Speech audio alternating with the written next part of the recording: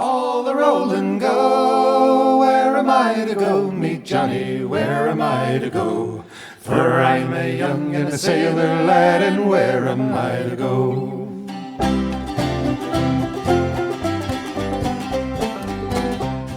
Hello, and welcome to Where Am I to Go? Today we were headed down I-90 through Montana. We stopped in Bozeman for lunch, and I found that there was a computer museum in Bozeman. It's one of the only computer museums, I think, or the oldest one anyway, in the United States. And so I decided to come on up and see if they had any time for us today, totally unannounced. And Eleanor was more than kind enough to say, let's do it. Now, as most of you know, especially Steve, my editor, I know squat about computers. In fact, my smartphone I refer to as a make me feel dumb phone because I'm not smart enough to make the thing work half the time. So we are here at the Computer Museum, and hopefully I get an education because this is one place that I definitely need it.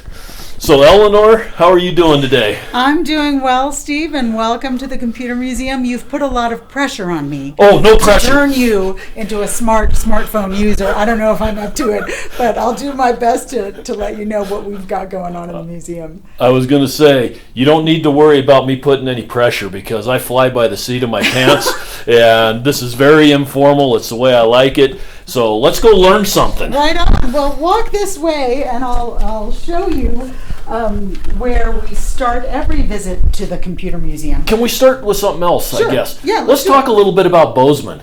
Because Bozeman's a cool town. It's right off of Interstate 90 between Billings and Butte or Missoula. It's about halfway, I guess, between Billings and Missoula. Yep. It's a college town. It sits in a beautiful place.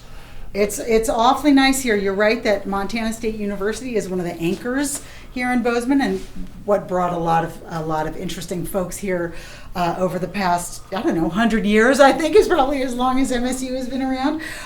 We're also a gateway to Yellowstone. Just hop over the pass to Livingston, drive through the beautiful Paradise Valley, and you're in Gardner, one of the less visited gates to Yellowstone. The North Gate. The North Gate. Yep. And yeah, it's just beautiful country all through here, and it's growing like crazy. My daughter went to school here 10 years ago, and I can't believe how much bigger it's grown. Yeah, I think you're exactly right. It's a shock to all of us who moved here ages ago. I came from somewhere else about 30 years ago, and the town has probably quadrupled in size since then, and I can't blame people for wanting to be here. It's beautiful. It is beautiful, and lots of recreation. If people are into recreation, fishing, the rivers around here are awesome for fishing. Yep, the skiing, floating, skiing. Skiing's world class. It's a recreational go-to place. Absolutely. So I just wanted to get a little bit of the Bozeman thing out of the way. Right on. Thanks for the plug. We appreciate it.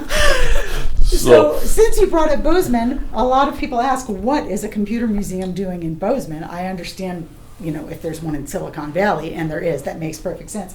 But the reason we're here, and our museum is celebrating its 30th anniversary this year, is because the museum's founder, George Keremedjiev, was a voracious collector of all things relating to information and computers. And at some point in his collecting life, he decided this stuff should be in a museum instead of just in my possession. So he wanted to share and educate the public about all of these incredible artifacts. So that's why we're here. 30 years, that puts that at 1990. That's exactly right. That's before people really had computers in their homes. I mean, the Commodore 64 was the big thing then, maybe? That's probably right, yeah. Yeah, it's been around for a long time and certainly predates smartphones and that sort of definitely. stuff in a major way. And speaking of predating, our museum collection starts with artifacts that are about 4,000 years old. So way before computing. But when we're talking about computers as ways to store, process, and share information, if you start kind of tracing the lineage of the information age, you might end up 4,000 years ago in ancient Babylon with the first preserved samples of writing, which is cuneiform, that is etched onto stone tablets, and we have some here in our display case. So these original Babylonian bricks or tablets are really some of the first examples of information that is recorded for transmission or repetition in other places, right? This is an original. This is an original. It's 4,000 years old. Both of these, one is a clay brick and the other is a stone tablet. Now, when we talk about bricks, we're looking at a piece of clay that is probably 3/4 to an inch thick and about 8 inches by 8 inches. Mm-hmm. And the other one that you're saying is a stone tablet. It's a stone. It's like a stone that's 2 inches round, and it is round, and it has writing on it that is quite detailed. Yeah, it's cut right into the rock or clay, and of course, before preserving writing on stone or later on paper, the way you would transmit stories would be orally, and the oral tradition, of course, survives today and is thriving in a lot of ways. But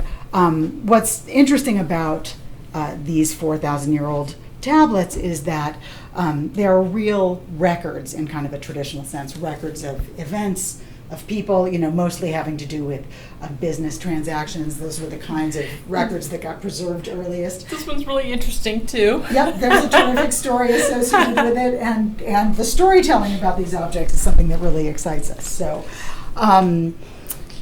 another fascinating artifact, this one 2,000 years old. This is a reproduction of a machine called the Antikythera mechanism. It is quite possibly the first computing device ever built.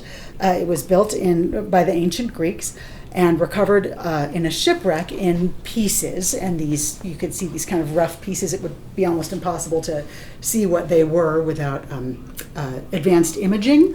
But by X-raying and other kind of imaging processes, they've discovered that these pieces were these hand-built brass wheels that all merged together into a mechanical computing device. You turn the crank and predict the motions of the moon and certain stars and eclipse cycles and all kinds of astronomical information contained in this computer. Of course, not a digital device, an analog device, because it's run by gears. But again, probably the first computing machine ever. And I wouldn't have even thought that they had gears developed and stuff. It's 80. This is 80 BC. Yeah, 2,000 years ago. Wow. And these are, of course, would all have been hand milled without the aid of drafting devices or computing tools or anything. So an amazing. And to think that you can get your spacing accurate enough having to hand tool something like that is kind of mind-boggling. Also, it is pretty amazing. Just to bring us back to writing in this area, this here on display is an original leaf, a hand written leaf from the Bible from Oxford, England, in the year 1240. So what's notable here is, yes, writing, we all take it for granted, right? Because there's books everywhere. In the 1200s, any book had to be handwritten. There were only a relative handful of people who had the skill.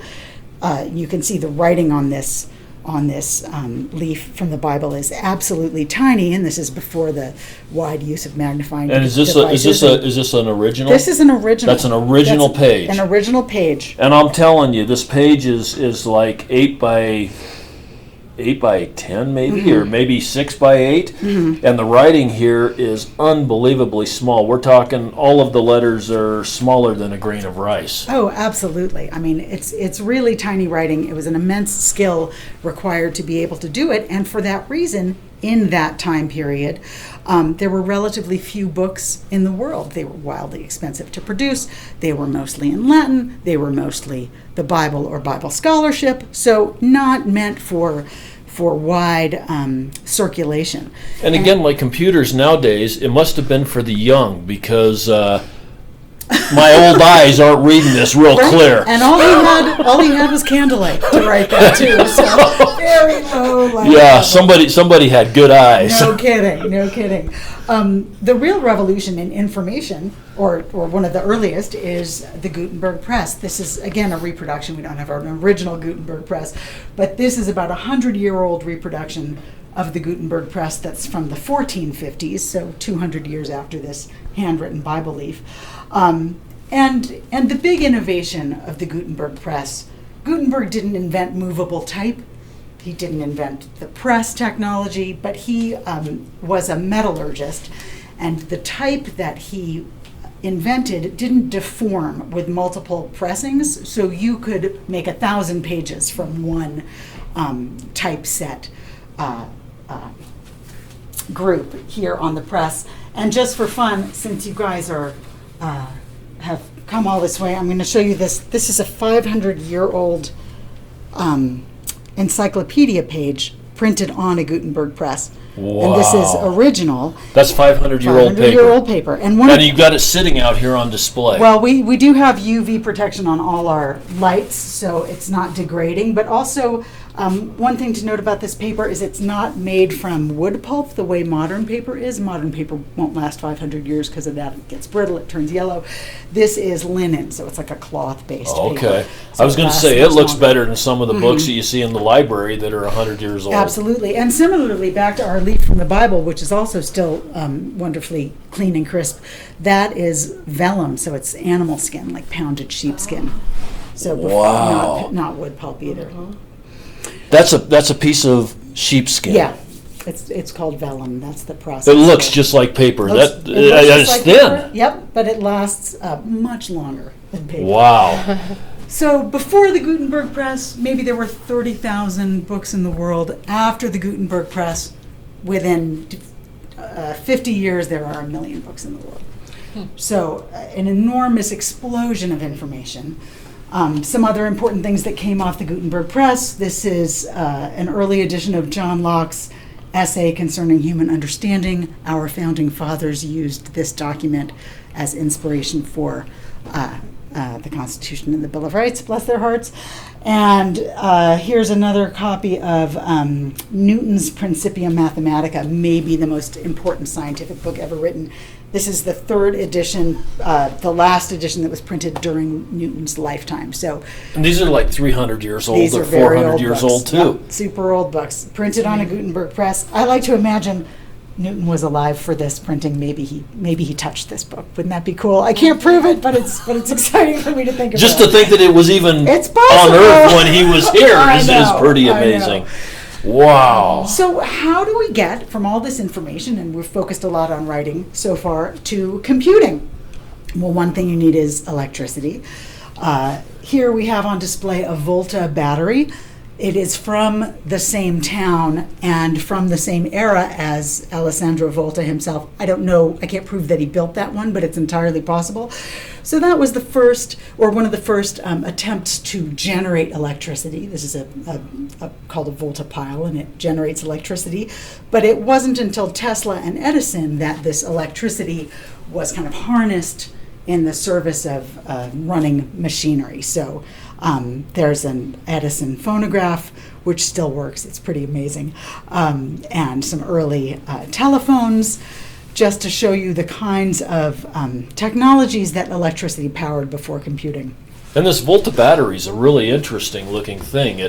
Are those lead plates in there? You know, I'd like to tell you that I know what those are made of, but I don't. Okay, so we don't know what these I don't- plates are, but this thing's a cylinder that's about 2 inches in diameter and about 18 inches long, and has a whole bunch of little plates in it.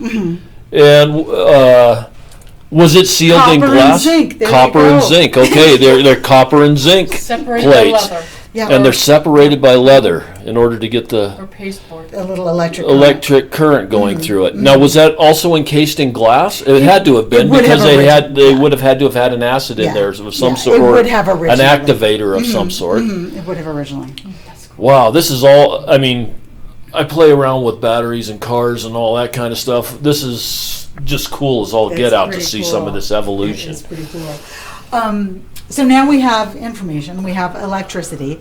Now, how are we jamming all this information using electricity into a computer?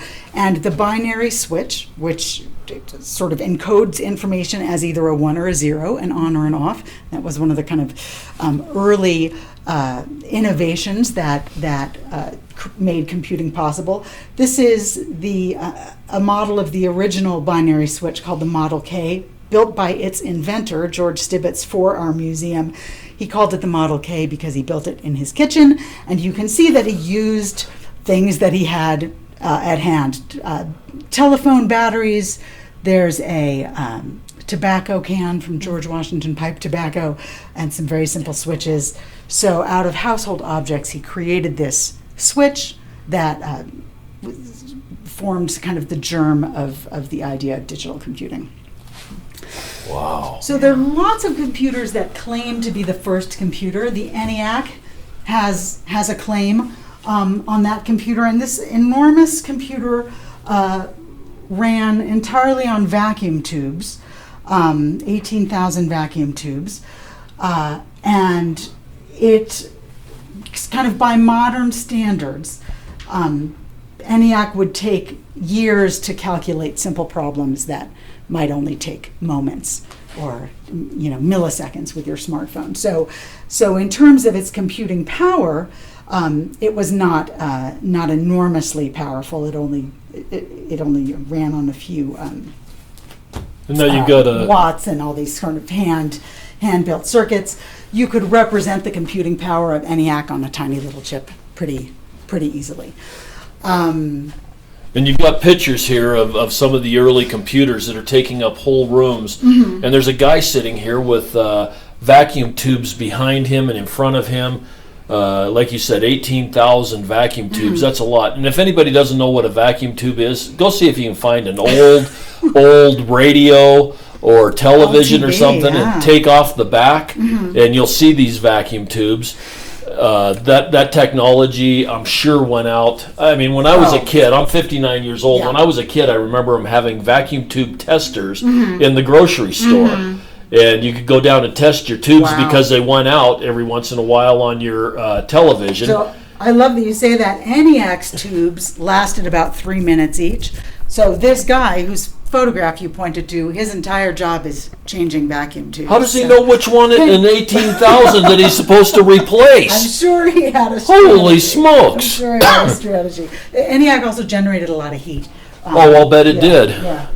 So part of the story of advances in computing is a story of miniaturization. So the enormous ENIAC takes up a huge amount of space, requires an enormous amount of power, delivers very little computational power.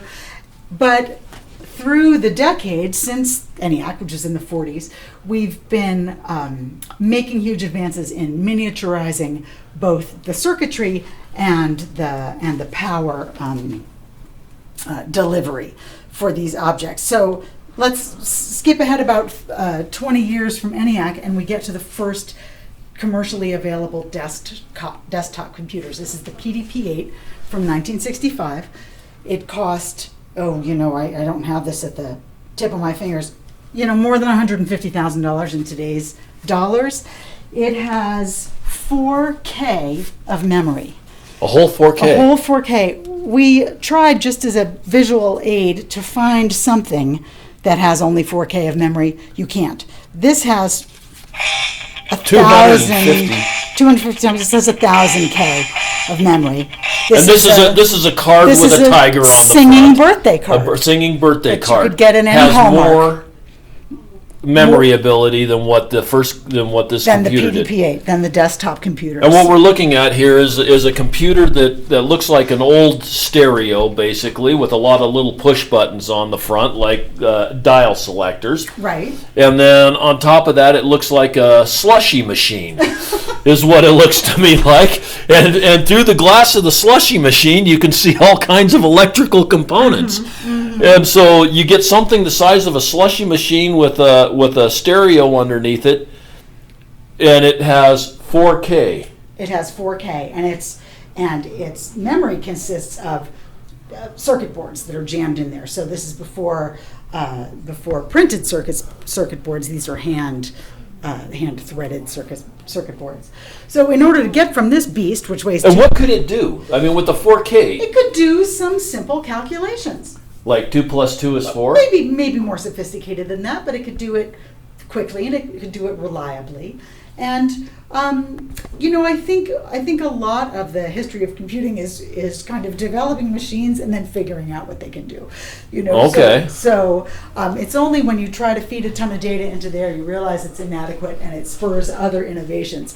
So how we get from this 250-pound behemoth that has very little computing capacity to our modern computers is with the microprocessor. So here on display here we have a little tiny silicon chip. This is a microprocessor wafer, the 4004. This is from the first successful batch of silicon wafers, and it was donated to us by one of the inventors, Federico Fagin. And again, it's about 2 inches in diameter. That seems to be our stuck rate here. Everything's 2 inches in diameter. Seems like it. But on these 2 inches, every time we pass through another decade or two of history, we're jamming more information onto these 2 inches. So go back to our 4,000-year-old stone tablet, our 2-inch tablet. Right. It looks to have about 30 words on it. I don't honestly know how many circuits are embedded in this tiny little silicon wafer, but it's in the tens of thousands, I would imagine. So here we are jamming more capacity into smaller and smaller spaces. The advent of these silicon wafers creates this enormous explosion in creativity in the garages, attics, and basements of Silicon Valley. Here is a model of a computer lab from the early era of Silicon Valley. And this computer lab, it's got a picture of a hippie kind of guy, or geek, or whatever you want to call him. Who is that supposed to be? I think it's based on Dick Berry, whose engineering setup kind of this looks is. like him. Yeah, I think it's meant to look a little bit like Jobs or Woz or one of those guys. But And then there's just a lot of electrical equipment, a soldering iron, some circuit boards, some voltmeters, a tape recorder, the old style tape recorder. cassette, just in case. Yeah. And pretty soon, from 1971, the development of the processor to the 74, 75, 76, you get kind of the first big entries into the personal computing market.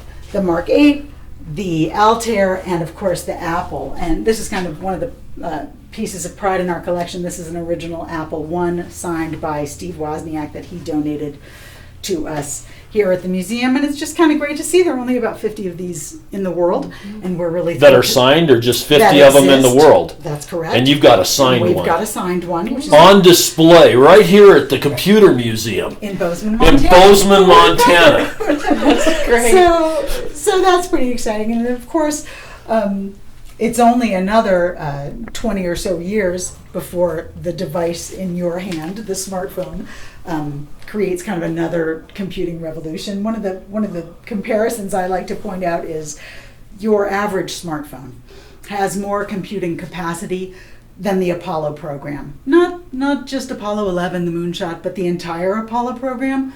Wow. So there's a lot of power. It's a very powerful computer, and most of us are just taking selfies with it. So I know that when I got my smartphone, there was a book that was probably 6 inches thick, and I thought, all I'm going to do is ask Google for certain information, take pictures, and make phone calls. What do I need the other 6 inches of pages for? Right. But Well- so I know this thing's way smarter than I'm ever going to be. That's probably true. And of course, in the early years, You didn't have to agree Oh, with sorry. me. Boy, I really got to get with it here. Sorry about that, Steve. I was going to say, though, in the early years of personal computing, there were other players. I know IBM was doing some work in personal computing early on, and a few other companies. And the big stumbling block was, what are people ever going to use it for? Who is going to need a computer in their own home? And I mean, who among us doesn't have one now? Honestly, they're immensely useful, but picturing what they are useful for before they show up on the scene has been a challenge, I think, all throughout. So after this Benchmarks of the Information Age tour, which we've just enjoyed, we invite people to explore the museum. I'll give you a couple of highlights while we wander around.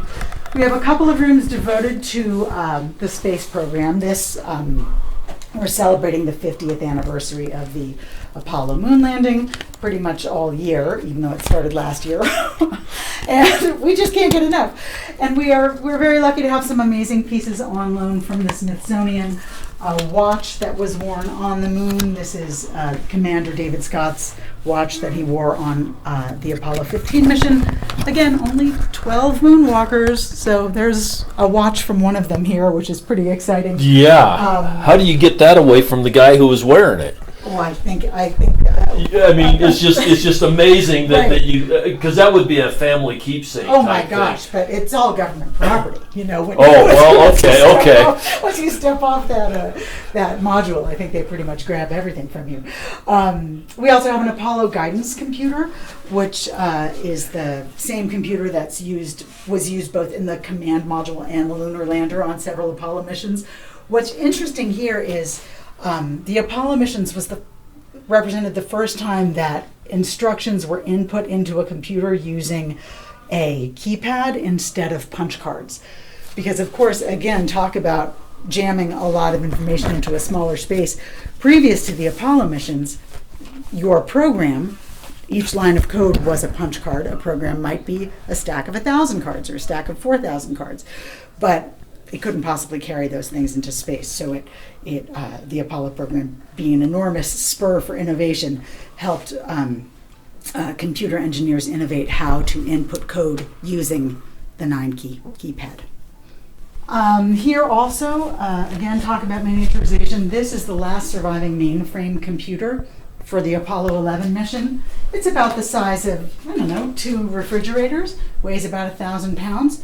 32 kilobytes of RAM, and a whole suite of these networked together formed the kind of mission control computer for NASA. This is a big thing. Like you said, it's like the size of a double refrigerator. Mm-hmm.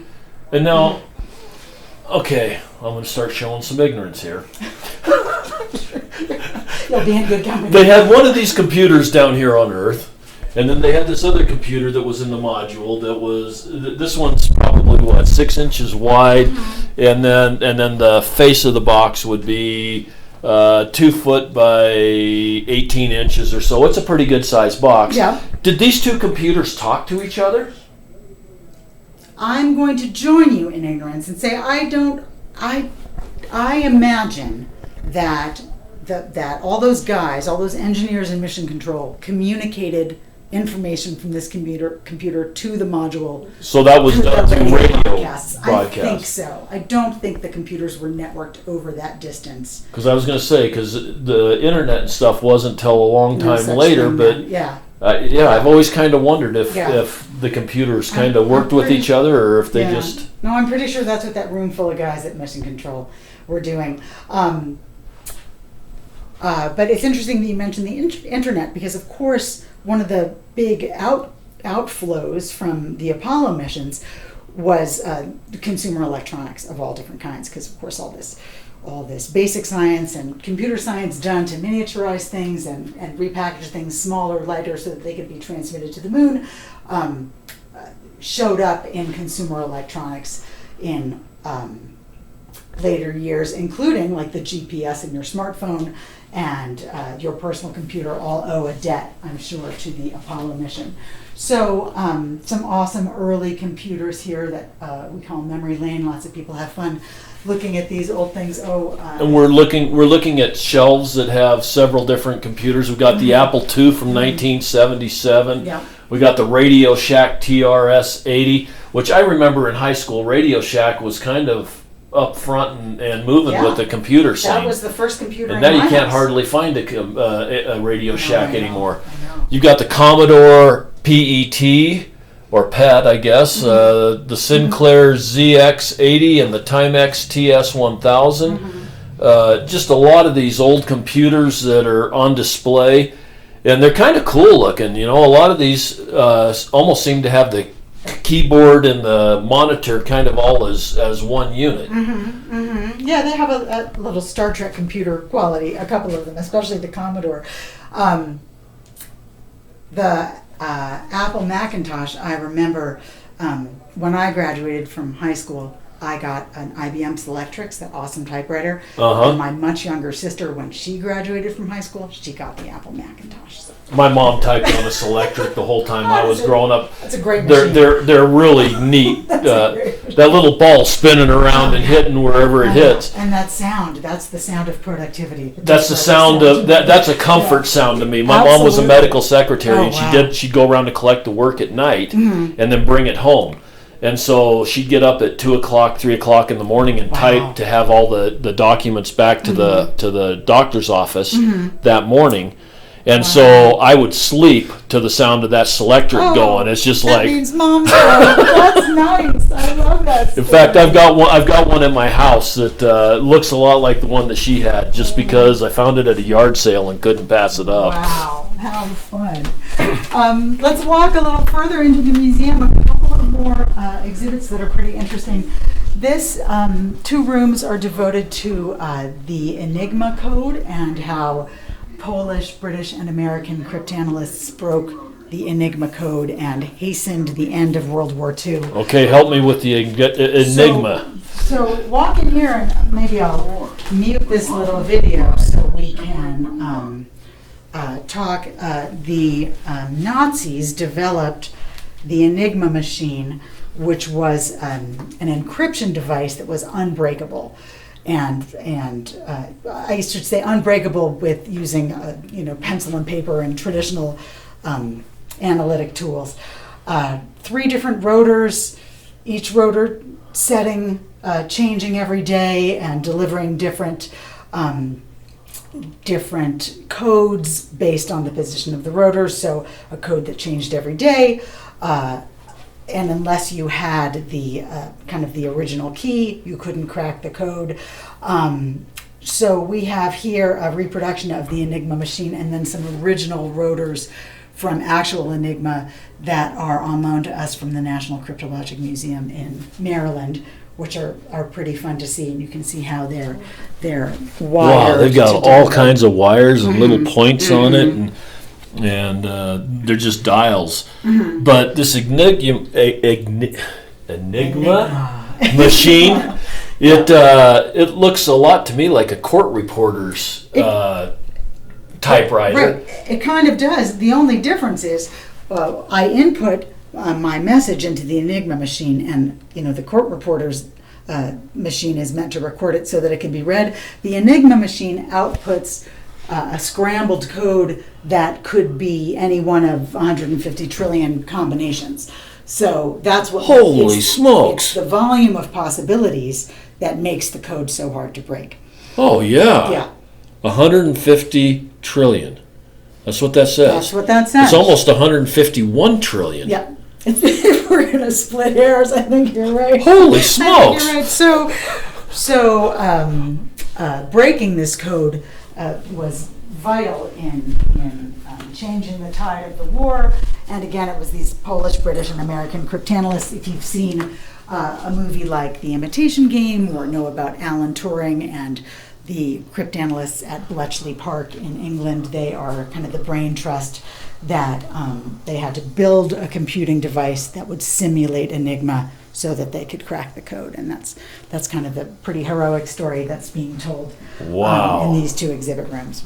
And these are both 12 by 12 foot rooms or 12 by 14 foot rooms that have all kinds of pictures of the people that were breaking the codes and the machines. What is this? Well, this is the Norden bomb site. This isn't necessarily related to Enigma, but this is a kind of World War II artifact that has a big resonance in Montana because it was developed and trained, or pilots were trained on it at the air base in Lewistown, Montana.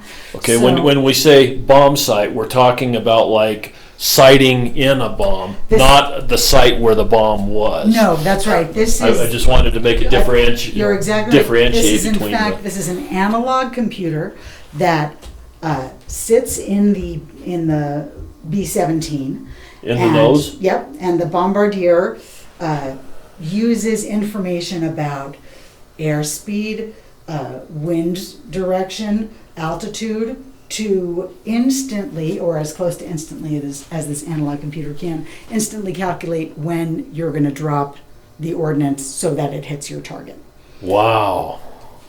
So that it's a pretty again a powerful machine in terms of hastening the end of World War II. And again, development in computer evolution. That's right. That's right. Is the word I want to use. And relevant to Montana. These last couple of spaces are about different kinds of computing. So neural computers that are using different sorts of networks to solve problems, and quantum computers that are based instead of on a switch of 1 and 0, the switches or gates in a quantum computer represent all the different quantum states of matter, which I am not conversant enough in to explicate here with you. But honestly, I have watched the videos and read the text in this exhibit several times, and I still am struggling to understand quantum states of matter and things like entanglement, where objects or things at the subatomic level can act on each other at a distance.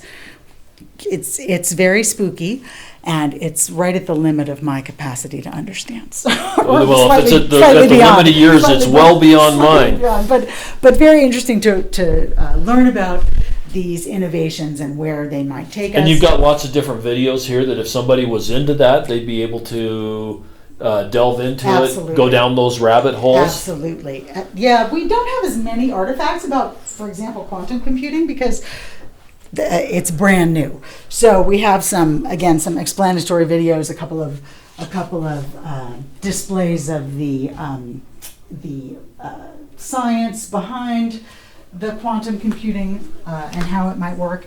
And then the last room that we'll walk into here is kind of our robots room. These are our some of our favorite Hollywood robots.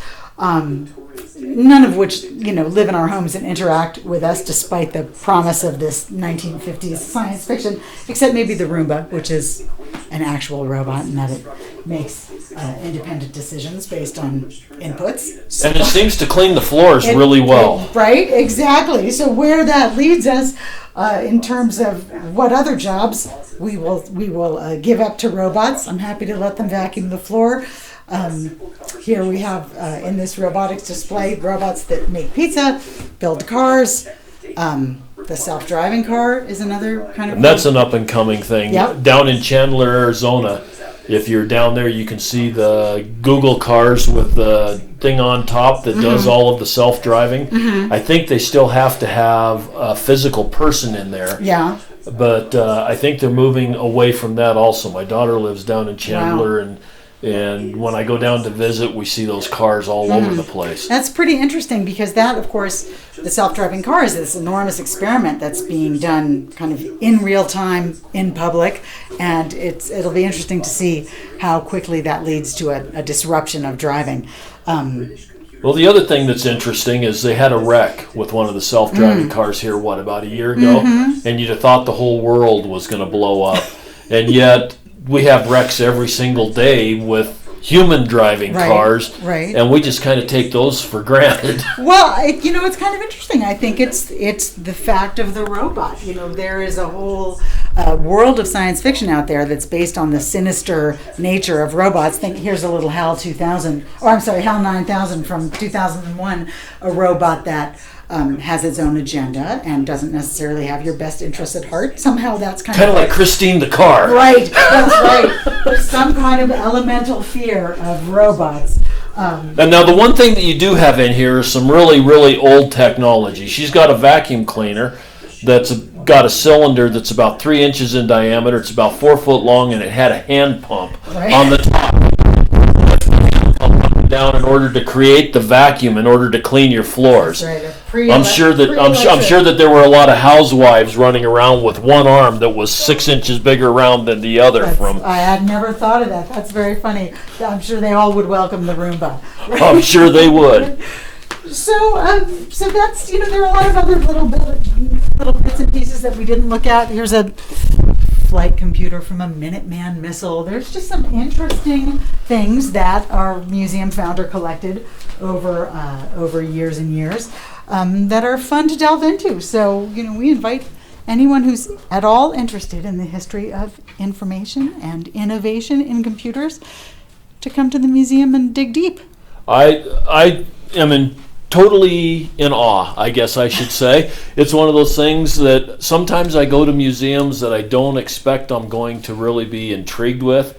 And I've really enjoyed our visit today. I really appreciate you taking your time out of your day, Eleanor, and walking us through this and talking to us about this museum. It's easy to find.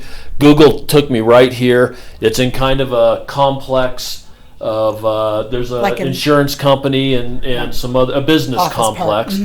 And you got to kind of look for it a little bit, but it's got a nice sign out in front. The roads are all paved to get here. If you're driving through on Interstate 90 and you're looking for a place for lunch and something to get out of the car, walk around and look at, I would highly recommend this.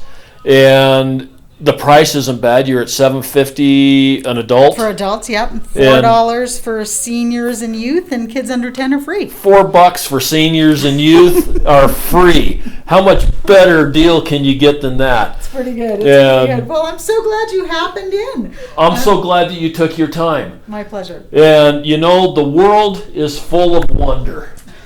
Get out and explore and have a wonder-filled day. All the roll and go, where am I to go? Meet Johnny, where am I to go? For I'm a young and a sailor lad, and where am I to go?